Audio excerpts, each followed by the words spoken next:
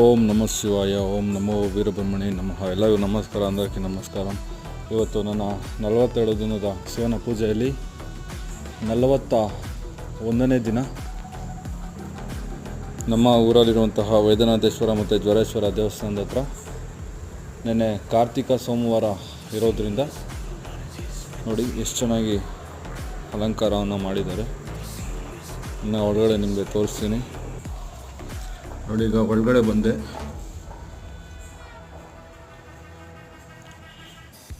ಜ್ವರೇಶ್ವರ ಮತ್ತು ವೈದ್ಯನಾಥೇಶ್ವರ ನಿಮಗೆ ಇನ್ನೂ ಹತ್ತಿರದಿಂದ ತೋರಿಸ್ತೀನಿ ಬನ್ನಿ. ತುಂಬ ಚೆನ್ನಾಗಿ ಮಾಡಿದ್ದಾರೆ ಅಲಂಕಾರ. ಜ್ವರೇಶ್ವರ ಮತ್ತು